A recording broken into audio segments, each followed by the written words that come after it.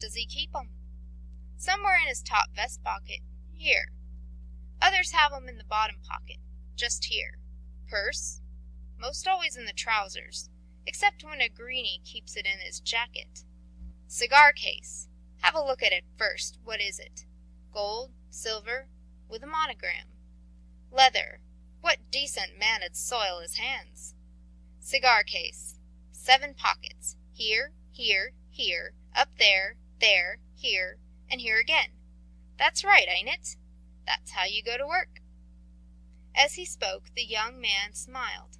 His eyes shone straight into the barrister's. With a quick, dexterous movement of his right hand, he pointed to various portions of his clothes. Then again you might see a pin here in the tie.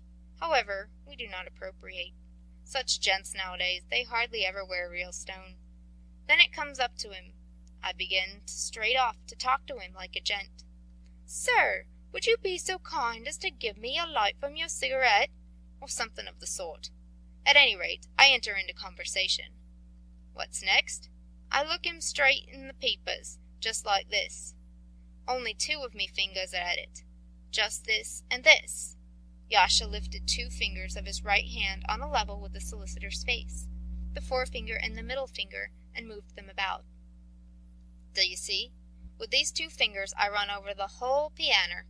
Nothing's wonderful in it. 1, 2, 3, ready. Any man who wasn't stupid could learn easily. That's all it is. Most ordinary business. I thank you. The pickpocket swung on his heel as if to return to his seat. Yasha, the gentleman in the sandy suit said with meaning weight. Yasha, he repeated sternly. Yasha stopped. His back was turned to the barrister, but he evidently gave his representative an imploring look, because the latter frowned and shook his head. Yasha, he said for the 3rd time in a threatening tone. Huh, the thief grunted in vexation, and turned to face the solicitor. Where's your little watch, sir? He said in a piping voice. Oh, the Karaite brought himself up sharply.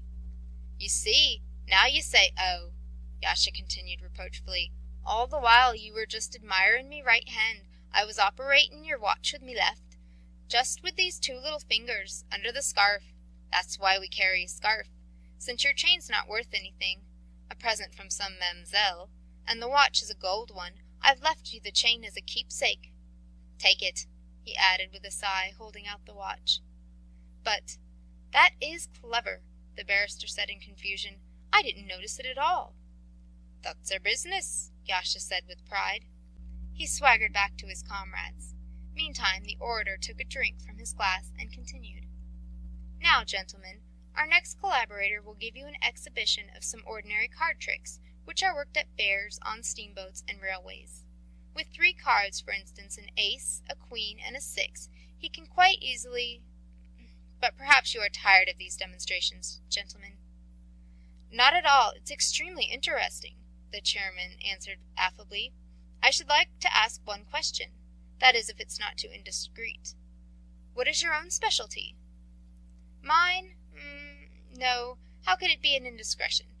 I work the big diamond shops, and my other business is banks, answered the orator with a modest smile. Don't think this occupation is easier than others.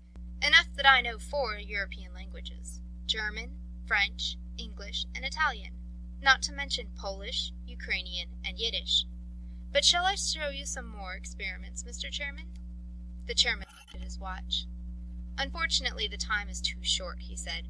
Wouldn't it be better to pass on to the substance of your business? Besides, the experiments we have just seen have amply convinced us of the talent of your esteemed associates.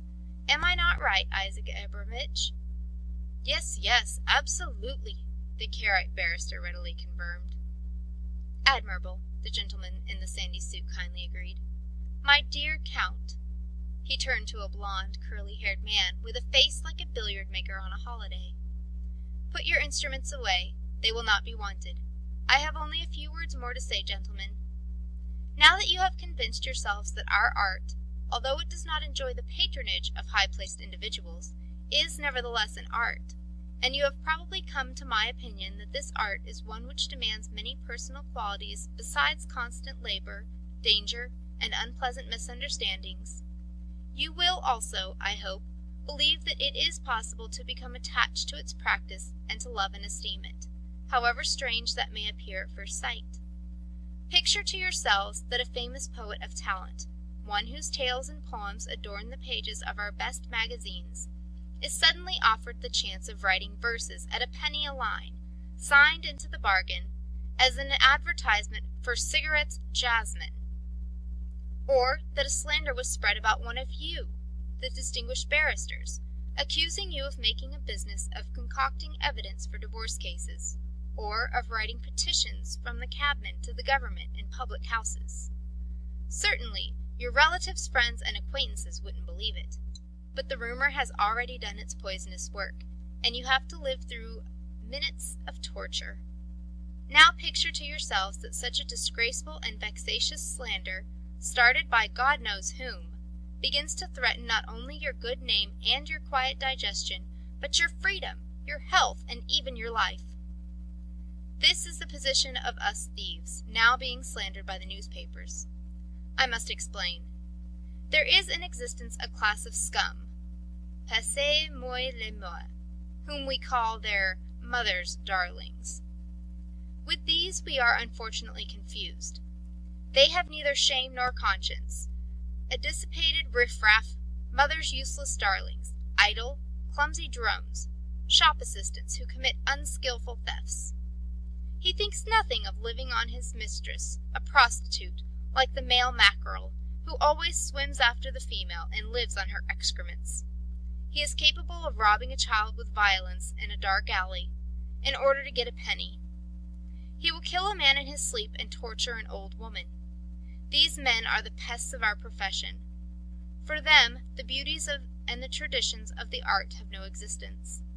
They watch us, real, talented thieves, like a pack of jackals after a lion. Suppose I've managed to bring off an important job. We won't mention the fact that I have to leave 2/3 of what I get to the receivers who sell the goods and discount the notes, or the customary subsidies to our incorruptible police. I still have to share out something to each of these parasites who have got wind of my job by accident, hearsay, or casual glance. So we call them moitians, which means half, a corruption of moitié, original etymology. I pay him only because he knows and may inform against me, and it mostly happens that even when he's got his share he runs off to the police in order to get another $1. We honest thieves, yes, you may laugh, gentlemen, but I repeat it, we honest thieves detest these reptiles. We have another name for them, a stigma of ignominy, but I dare not utter it here in the respect and place of my audience. Oh yes, they would gladly accept an invitation to a pogrom. The thought that we may be confused with them is 100 times more insulting to us even than the accusation of taking part in the pogrom. Gentlemen, while I have been speaking, I have often noticed smiles on your faces. I understand you.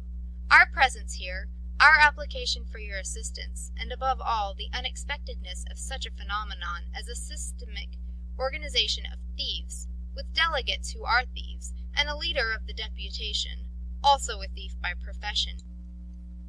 It is all so original that it must inevitably arouse a smile. But now I will speak from the depth of my heart. Let us be rid of our outward wrappings, gentlemen. Let us speak as men to men. Almost all of us are educated, and all love books. We don't only read the adventures of Raccombole, as the realistic writers say of us. Do you think our hearts did not bleed and our cheeks did not burn from shame, as though we had been slapped in the face, all the time that this unfortunate, disgraceful, accursed, cowardly war lasted? Do you really think that our souls did not flame with anger when our country is lashed with Cossack whips, and trodden under foot, shot and spit at by mad, exasperated men? Will you not believe that we thieves meet every step towards the liberation to come with a thrill of ecstasy? We understand, every one of us, perhaps only a little less than you, barristers, gentlemen, the real sense of the pogroms. Every time that some dastardly event or some ignominious failure has occurred, after executing a martyr in a dark corner of a fortress, or after deceiving public confidence, someone who is hidden and unapproachable gets frightened of the people's anger and diverts its vicious element